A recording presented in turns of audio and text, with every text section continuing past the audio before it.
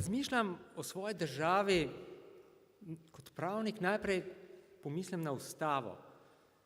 Na ustavo kot emanacijo vseobsegajočega nacionalnega soglasja o bistvenih in za obstoj naroda nujnih aksioloških, vrednotnih prvinah, na katerih je utemeljeno sobivanje državljanov in državljank. In zato bom najprej spregovoril o pomenu ustavnosti. In zakaj o ustavi, zakaj ne o pravu, ko vendar vsej vemo vsi nekako, kjer je družba, tam je pravo. In pravo je vendar tisto, ki iz družbe oziroma iz neke agregacije posameznikov naredi družbo. Če pomislimo na Hobbesov koncept vojne vseh zoper vsakogar, vsakogar zoper vse. Ta koncept je seveda teoretičen. Nikoli se to ni zgodilo v trajajočem stanju. Nikoli ni bilo to pozicijsko, trajno. Zmeraj je nekdo pač bil močnejši in drugega podredil. Ali se je pa drugi temu že vnaprej podredil, ker je priznal njegovo premoč. In se podredil seveda čemu drugemu kot njegovi volji. In ta volja so bila pač pravila igre, po katerem se je potem taka družba ravnala. Ampak taka družba ni bila seveda pravna družba. Bila je seveda urejena, vendar pravna ni bila, ker volja, ki je vladala, je bila volja posameznika. In v nasprotju pravzaprav s tistim temeljnim postulatom prava, ki pravi ne pod človekom, ampak pod Bogom in pravom. In tudi tisto, kar je manjkalo takemu pravu, tem pravilom igre, je seveda legitimnost. Legitimnost, ki neko voljo pravzaprav naredi utemeljeno. Naredi tako utemeljeno, da jo lahko ljudje ponotranijo, da se lahko na podlagi nje normativno integrirajo. Saj ne more imeti država toliko policajev ali pa ta, ki obvladuje, da bi postavil policaja vsakmu za ramo, da bi policaj vsakemu dihal za ramo. Nujna je torej normativna integracija prebivalstva. In za to primarno učinkovitost prava pa je nujen temeljni družbeni dogovor, ki ustanovi, konstituira na temeljnih etičnih postulatih delujočo družbo. In ta vrhovni in hkrati temeljni konsens je ustava. In zato lahko tisto, kar sem prej rekel, kjer je družba, tam je pravo, ubi societas ibi ius, lahko rečemo, kjer je ustavnost, tam je tudi pravo. Se pravi, pravo je res pravo šele, ko temelji v ustavi, ko je skladno z ustavo, s tem temeljnim moralno-etičnim konsenzom, ki pronika, s katerim je prepojena družba. In agregacija posameznikov postane potem družba šele, ko je pravno urejena. Pravno legitimno urejena pa je šele, ko je postava, ki jo ureja, ustavna. Ampak besede se seveda ne morejo udejaniti same v sebe. Pravo so seveda besede. Že Mencius je skoraj 3000 let nazaj rekel, pravo pač nima moči, da se udejani samo od sebe. Poznamo tudi ustave, ki so Potemkinove vasi, države s parazitskimi ustavami. In vprašanje je, ali ima država ustavo, je seveda dejanske narave, lahko ugotovljivo. Jaz jo imam tam s sabo. Knjižica, pogledamo, ja, Država ima ustavo. Drugo je pa, ali je ta ustava tudi delujoča, ali je družba, ki ima ustavo, tudi ustavna, če v njej vlada ustavnost. Ker ustavnost je ideal, ki se mu je mogoče bolj ali manj približati, je dinamičen, podvržen zgodovinskim, političnim, ekonomskim izkušnjam, spreminjajočemu se kontekstu in kulturnemu razvoju. In že Thomas Jefferson je rekel, da vsaka generacija ima pravzaprav pravico napisati si svojo ustavo. In to se dejansko tudi dogaja. Vsaka generacija pravzaprav ustavo dopolnjujejo skozi dinamično razlago ustave, skozi jurisprudenco ustavnega sodišča. Ustava je pač živ organizem, ki se razvija skozi tolmačenje in se prilagaja življenju, kakršno pač je. Tudi, ko gledamo na ustavo, je videti tako nekam lepa, idealna, vrednote so v nekem idealnem sobivanju, ampak v življenju ni tako. Vse te vrednote in človekove pravice, ki so zapisane v ustavi, so si ponavadi vselej v konfliktih, v nasprotju, med njimi je tekmovanje, včasih tudi vojna, naprimer pravica do osebnega dostojanstva na eni strani in pravica do obveščenosti na drugi strani in interesi varnosti, pa pravica do zasebnosti, komunikacijske zasebnosti recimo. Potem svoboda, zlasti na premoženjskem področju in zdravo okolje. In ustavno sodišče seveda išče v teku življenja spreminjajoče se ravnotežje med temi vrednotami, išče neko praktično konkordanco. Ampak tisto, kar pa ostaja, kar je nedotakljivo večno jedro ustavnih vrednot, to je pa človekovo dostojanstvo. To ostaja in to je pravir človekovih pravic.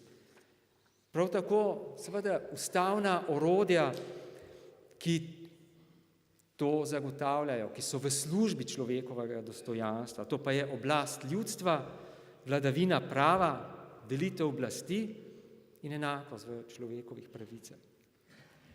In če pogledamo na Slovenijo, na slovensko ustavnost, se lahko vprašamo, kaj tvori slovensko nacionalno identiteto, in vidimo, da so nekje trije viri. En je nacionalni, drugi je evropski, potem je še svetovni vir.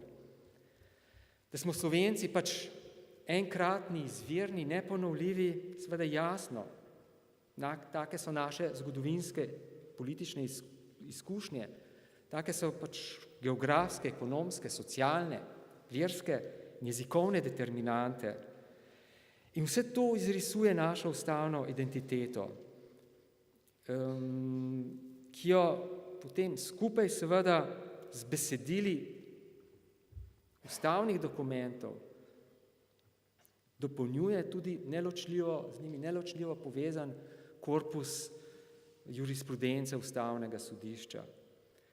In te formalne ustavne dokumente razjasnjujejo pa še ustavotvorni dokumenti in gradiva, ki so nastali v zgoščenem zgodovinskem obdobju 1987-1991. Predvsem kot prispevki za slovenski nacionalni program, 57. številka Nove revije, pisateljska ustava in gradivo k nastajanju ustave. Posebej je treba, ko govorimo o slovenski nacionalni ustavni identiteti, izpostaviti temeljno in trajno pravico slovenskega naroda do samoodločbe, to, kar je v preambuli ustavi. In zgodovinsko dejstvo, da smo Slovenci v večstoletnem boju za narodno osvoboditev izoblikovali svojo narodno samobitnost in uveljavili svojo državnost. In temeljna ustavna listina o samostojnosti in neodvisnosti Republike Slovenije ni samo ustavno-pravni temelj slovenske državnosti, ampak so v njej začrtana načela, ki izražajo temeljno ustavno kakovost nove samostojne države. In s sprejetjem teh osamosvojitvenih dokumentov ni prišlo samo do prekinitve za Jugoslavijo, do prekinitve med Republiko Slovenijo in SFRJ, ampak je šlo za prelom s temeljnim vrednostnim konceptom ustavne ureditve. To je Ustavno sodišče posebej poudarilo v odločbi o tako imenovani, popularno rečeni Titovi cesti. In temeljna ustavna listina izrisuje več temeljev slovenske ustavne identitete. Državno suverenost, spoznanje, da takratna SFRJ ni delovala kot pravno urejena država, da so se v njej hudo kršile človekove pravice. Slovenija se je na nek način osamosvojila na podoben način, pravzaprav kot so se Združene države Amerike kot kolonija, kot britanska kolonija, zaradi uveljavitve človekovih pravic. Zato,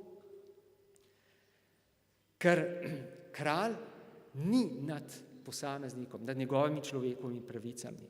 In tudi Slovenci smo se zato osamosvojili, ker je Jugoslavija hudo kršila človekove pravice, tako kot je zapisano v temeljni ustavni listini.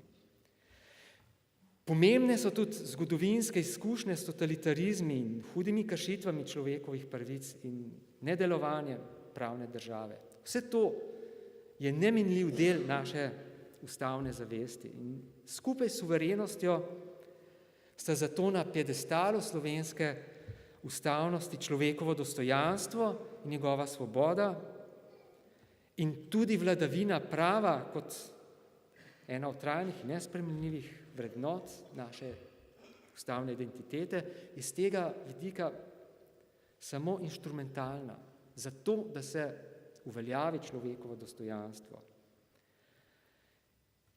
To, da je človekovo dostojanstvo v središču ustavnega reda Slovenije, da prežema v sred, je tudi v tej odločbi o Titovi cesti posebej poudarjeno.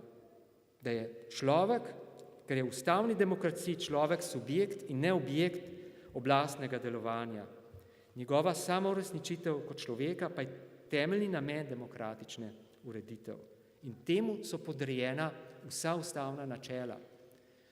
Tako je recimo v odločbi, bom spet tako bolj popularno rekel, Ustavnega sodišča o verski svobodi, Ustavno sodišče reklo, da načelo ločenosti ni etatistično, ni zato, da bi varovalo državo pred verniki, ampak zato, da se verniki varujejo pred državo, da se ne bi država vtikala v položaj vernikov, da bi verniki lahko svobodo veroizpovedi svobodno in polno izkoriščali. Zato je načelo ločitve v državi.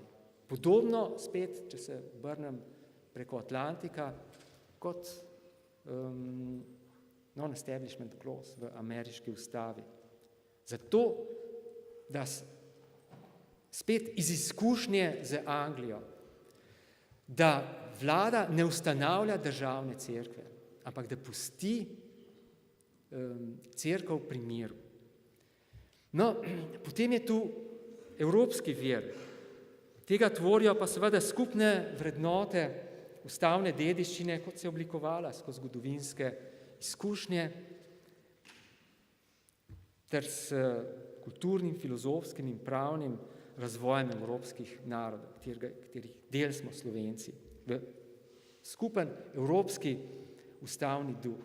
In v tem kontekstu je posebno pomembna Evropska konvencija o človekovih pravicah, ki je bila rojena iz spoznanja o neizmerni moči in sposobnosti države proizvesti množično zlo, kar se je zgodilo v drugi svetovni vojni in potem po drugi svetovni vojni z razmakom komunističnih diktatur. In seveda tudi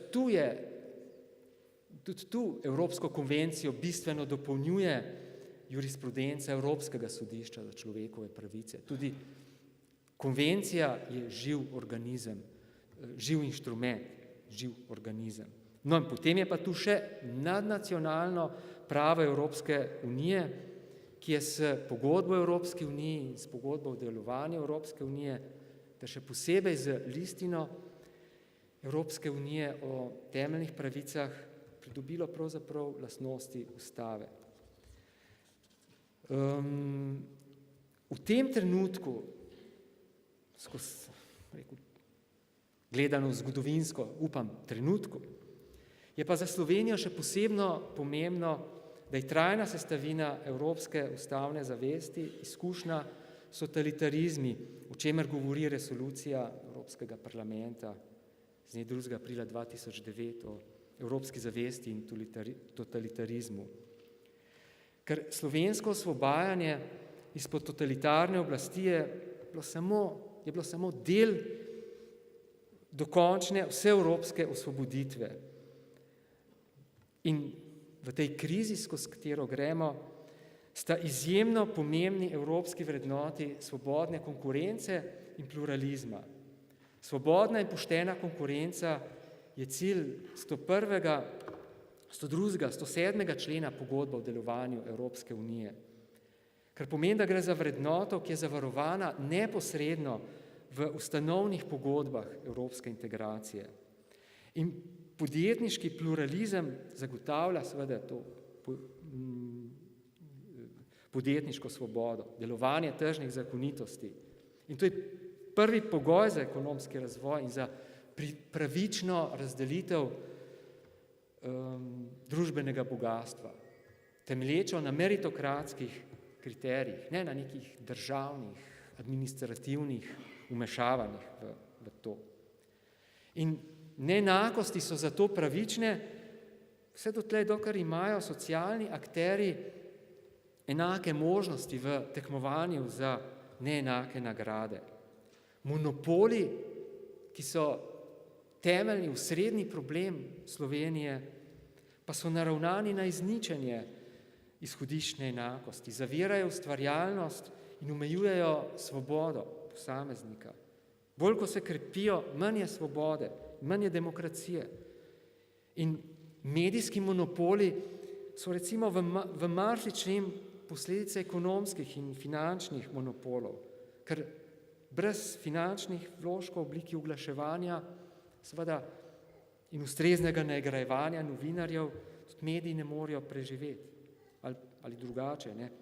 Tudi na medijski sceni delujejo z monopoli izkrivljene tržne zakonitosti. In kdor obvladuje potem denarne tokove, temu ni težko obvladovati medijev. Toliko bolj, če ima poleg tega v rokah še druge vzvode, ki jih omogočajo raznovrstni monopoli. Politični, ideološki, izobraževalni, kadrovski, kulturni, športni nazadnje. In prav zato je za nas, Slovence, tako zelo pomembna sodba Evropskega sodišča v zadevi Manole proti Moldaviji z dne 17.9.2009, ki temelji na temeljnem truizmu. Ni demokracije brez pluralizma in še zlasti ne brez medijskega pluralizma. In brez medijskega pluralizma ni svobode in ni poštenih volitev. Ni zato, ker brez tega ni svobodnega oblikovanja volilne volje. Povsem enostavno.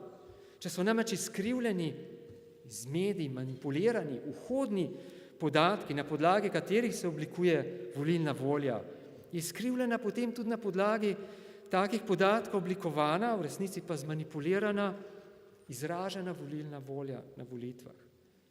In če mediji dejansko nastopajo kot četrta veja oblasti, ki je s pravo oblastjo potem prepletena, sparjena, zraščena, od nje odvisna in obvladovana, je potem pač demokratični proces, ki bi se moral oblikovati svobodno, od spodaj navzgor, samo navidezno demokratičen, dirigiran, zmanipuliran. Eden od bistvenih vzvodov demokracije je namreč neprestan nadzor ljudstva nad nosilci oblasti, za izvajanje katere je ljudstvo kot njen nosilec pooblastilo medije. In tu je vloga medijev nenadomestljiva. Kot odločilen posrednik so oni tisti, ki ta nadzor omogočajo, ki ga lahko seveda potem izkrivijo in onemogočijo. Zato je za medije tudi tako uveljavljen izraz, da so mediji čuvaji, psi čuvaji demokracije. Zdaj pa tako, enostavno. Vlomilec vlamlja v hišo, da pride čez ograjo, vrže psom čuvajem klobaso. Psi čuvaje grejo na klobaso, se z njo mastijo in vlomilec gladko izprazni hišo. In tako se dogaja tudi s vlamljanjem v trezorje demokracije. Psom čuvarjem demokracije lahko nekdo vrže klobaso in izprazni trezorje demokracije. No, in potem je pa tu še svetovni vir kot tretja plast slovenske ustavnosti, ker smo pač Slovenci tudi del globalne in svetovne družbe in neizogibno delimo usodo celotnega človeštva. Človekove pravice in temeljne svoboščine so univerzalne in je tudi svetovna ustavnost ki je zajeta v mednarodnih inštrumentih, obenem tudi neločljiv del slovenske ustavnosti. Kar se izraža v eni določbi ustave skozi načelo največjega možnega varstva človekovih pravic. Če mednarodni inštrumenti dajo večje varstvo človekovih pravic, kot jih daje ustava, potem velja to večje varstvo človekovih pravic. No, in če tako pogledamo, kaj je potem jedro slovenske ustavnosti, je to seveda ponovno poudarjam, človekovo dostojanstvo, njegova svoboda, demokratična in pluralna družba in vladavina prava. In pri vsem tem moramo imeti Slovenci globoko, že tako rekoč v svojem ustavnem genomu zapisano izkušnjo s totalitarizmi, da se to nikoli več ne bi ponovilo. Ker so vsi totalitarizmi zakleti sovražniki ustavnosti in tudi medsebojni zavezniki. To je lepo opisano v romanu ukrajinskega žida Vasilija Grossmana Življenje in usoda, ki velja za največji ruski roman 20. stoletja in pri nas nekako pozabljen, neznan. Ne vem, če se otroci v tem učijo v šoli, pa bi se morali. No, vsem tem totalitarizmom je pač skupna neizmerna moč in sposobnost zlorabiti državo za množično proizvodnjo zla. Vsi so uničili civilno družbo, vladavino prava, pluralizem in storili vse za ponižanje posameznika. Vsi častili ideološko državo, zaničevali tradicijo, versko še posebej, odpravili naravno pravo in od pameti veka priznanje razlike med dobrim in zlom. Za vse so bile značilne tudi vsiljene vrednote, ki so uničevale avtonomijo duha in vsi so uporabljali tajno politično policijo, ki je generirala občutek vsesplošnega strahu ter organizirali državni teror za izkoreninjenje vsakršne oblike opozicije. In končno so vsi, vključno z maoizmom in titoizmom, prakticirali genocid. In zato iz slovenske nacionalne zavesti nikoli ne bi smelo utoniti v pozabo, da je prav v tem zgoščenem zgodovinskem obdobju nacionalne in ustavne osvoboditve izpod tuje nadvlade in vladavine totalitarizma prepoznana in kristalizirana slovenska ustavnost tisto, kar je osvobodilo narod. in ustvarilo pogoje za sobivanje v svobodni, demokratični, na spoštovanju človekovih pravic in vladavine prava utemeljeni slovenski državi. In ko potem pogledamo, kakšno je pa stanje zdaj, kakšno je, primerjamo med tem ustavnostjo, kakršna je zapisana v ustavnih besedilih, v spremljajočih dokumentih, iz katerih seveda se črpa razlaga ustavnih besedil. Vse pisateljska ustava, 57. številka Nove revije in druga gradiva imajo podoben pomen za slovensko ustavnost kot federalistični spisi za ameriško. Ko se ozremo na jurisprudenco ustavnega sodišča, kaj je povedalo o ustavnosti, o človekovih pravicah, in ko se ozremo na stanje v državi v tem trenutku, se lahko vprašamo, ali je bila priložnost, ki jo je slovenski narod dosegel na ustavni način, konkretno s plebiscitarno izraženim konsenzom o moralno-etičnih temeljih sožitja v suvereni državi, je doseženo, je tu. Smo v skladu s tem, ali je tu kakšna diskrepanca, razkorak. A živimo v državi, v katerih se izpolnjujejo ustavne konvencije, jamstva in zaveze, ali pa živimo v državi, v kateri se od državljank pričakuje slepa vera v legitimacijski učinek ustavne retorike in kjer je ustavnost bolj v besedah, kot pa v realnem, vsakodnevnem ekonomskem in civilnem življenju. A ne gre za ponavljanje zgodovine izpred 68 let, ko smo se osvobodili enega totalitarizma in padli pod oblast drugega. Samo da tokrat, seveda ne totalitarnega, ampak oligarhizirane oblasti. In se je ustavni naboj in ustavna energija iz konca 80 let izrodila v neko strast po imeti, posedovati, obvladovati in vladati, kjer tako kot v tistem Hobbesovem predpravnem, naravnem stanju zmaguje močnejši, ampak ne močnejši v fizični sili, ampak v spretnosti in zvijačnosti, kako vpleniti državo, njene institucije, kako sofizmi deformirati pravo in na ta način, pač z delno podedovanimi, delno na novo ustvarjenimi monopoli vladati in si zvotlo retoriko ustavnosti in demagoško manipulativno ideologijo, ki zlorablja čustva, težave, frustracije ljudi, pridobivati legitimnost s tem, da ljudi odvrača od razuma. Je ustavna kultura res tako plitva, tako naivna, da recimo naseda manipulativnim klicom, propagandnemu klicu vrednote, ne hvala. Ali pa klicu iz istih ust več države potrebujemo. Se prav prihaja ta klic iz takih samodeklariranih liberalnih ljudi, liberalno usmerjenih, je več države potrebujemo, kar je povsem nasprotju s takim liberalnim pogledom. Nasprotno.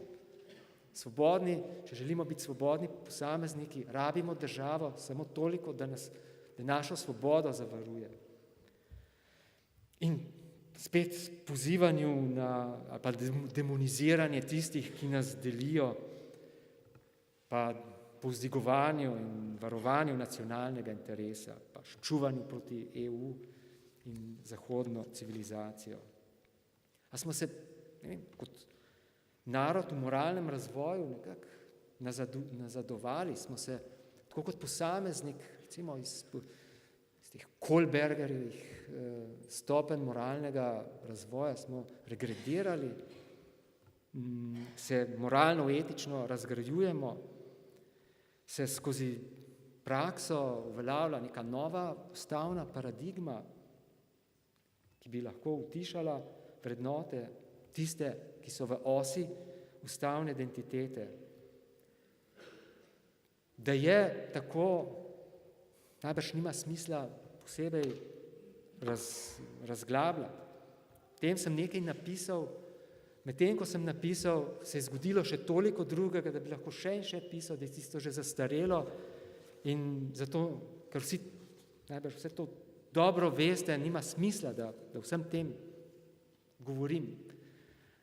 Lahko si boste prebrali, ampak je že vse zastarelo, ker so nove in nove, ne vem, drobne protiustavne prakse, ki se pa kopičijo in pridobivajo kot celota en grozljiv protiustavni naboj, se bolj povečujejo, tega vse več.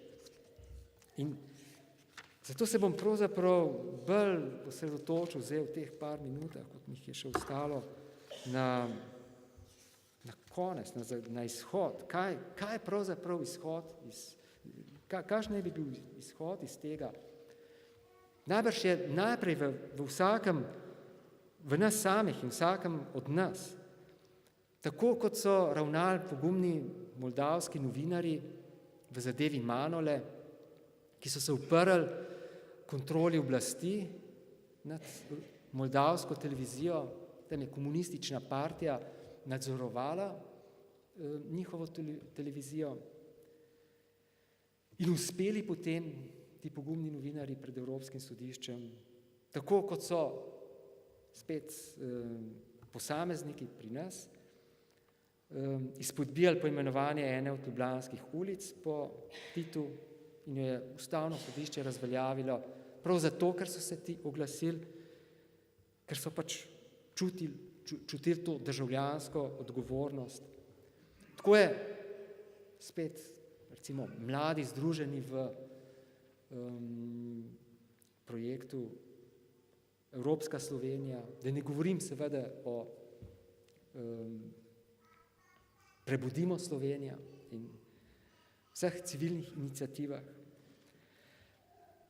Nujen je seveda civilno-družbeni ustavni monitoring, pisanje blogov, izkoriščanje vseh možnosti, ki jih dajejo sodobne elektronske komunikacije. Svoboden ustavni diskurs, odprta, aktivna civilna družba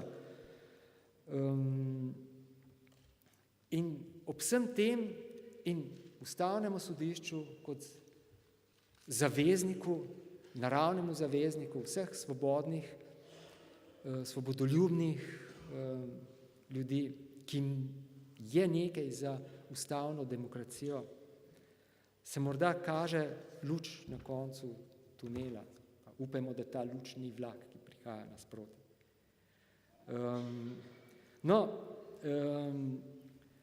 Dobra novica za slovensko ustavnost je tudi krepitev evropske integracije. Ne samo v smeri bančne unije, ampak v vzpostavitvi mehanizmov zagotavljanja delovanja vladavine prave. Ne samo centralno v uniji, glede njenih institucij, sodišča, ampak v vseh državah članicah, se pravi horizontalno. Vladavina prava je namreč eden od predpogojev članstva in eden od kopenhagenskih kriterijev. In to je tudi poudarjeno v 49. členu pogodbe Evropske unije, ki se sklicuje na 2. člen. In ker vladavina prava ne more biti domen rezerve posamezne članice, potem tudi motnje v delovanju pravne države niso in ne smejo biti notranja zadeva posamezne države članice. Ker je Evropska unija še kaj več kot samo enoten trg ali pa ekonomska ali monetarna unija. Minili so časi, ko je bila Evropska unija premog in jeklo. Je območje, kjer so njenim državljanom zagotovljene svoboda, varnost in pravica. In tega se moramo kot evropski državljani zavedati. In zato je predlog Viviane Reding, komisarke, podpredsednice komisije, da bi komisija dobila še pooblastilo, da kot neodvisen varuh pogodb intervenira tudi v zadevah krize vladavine prava v posamezni državi članici. To bi bila odlična rešitev. In čeprav je do njene uresničitve dolga pot, se velja na njo podati. Bo pa seveda težka, ker so države, kot je, to bi pomenilo seveda federalizacijo Evropske unije, ampak po mojem skromnem mnenju je pravzaprav samo to rešitev za nas, Slovence. Rešitev od zunaj, rešitev v močni evropski, federalizirani Evropski uniji. Obstaja pa seveda tudi druga, krajša pot. To pa je spiralnemu padcu dati čim močnejši pospešek, čim hitreje pes na skalnato dno, se resetirati, doživeti katarzo, karkoli že, tembacu, bifurkacijo, resetiranje, katarzo. Ampak na podlagi tega potem se bomo začeli pobirati. Morda bo kaos, ampak bo trajal zelo kratko. Potem se bomo začeli pobirati na podlagi nove paradigme. Ampak katerikoli scenarij se bo že uresničil, v vsakem primeru bo moral na koncu pripeljati do nacionalne sprave, ker brez nje ne bo nikoli moralno-etičnega reseta in integracije. In ta se bo moral začeti pri bistvenem, in sicer pri odnosu do človečnosti, se pravi pri človeku vrednem pokopu vseh mrtvih. Med vojno in po vojno umorjenih, izvensodno in psevdosodno, a kdo ve, kje so pokopane žrtve dahovskih procesov? In dokler na tej točki ne bo moralno-etičnega soglasja, dokler ne bo sprave, ki jo sam razumem, ne toliko kot spravo dveh sprtih strani, ta je drugotna in posledična in izraz prave spraze, pristnega, moralno-etičnega soglasja, ampak spravo kot nacionalno poenotenje na temeljni in absolutni točki, in ta točka je odnos do večnega in nedotakljivega jedra človekovega dostojanstva. To je svetosti življenja, pravice do groba in pietete, dobrega spomina. Toliko časa ne bo normalne in civilizirane in ustavno integrirane Slovenije. Poglejte, ni daleč od tu. Pojdite pogledat muzej neandertalcev v Krapini. Neandertalec je pokopaval svoje mrtve, je poznal pieteto.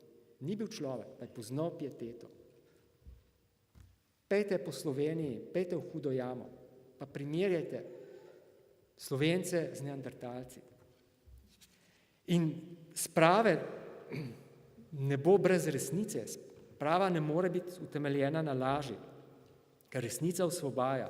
In brez resnice ni sprave, ne z Bogom, ne samim seboj. Ja, hvala.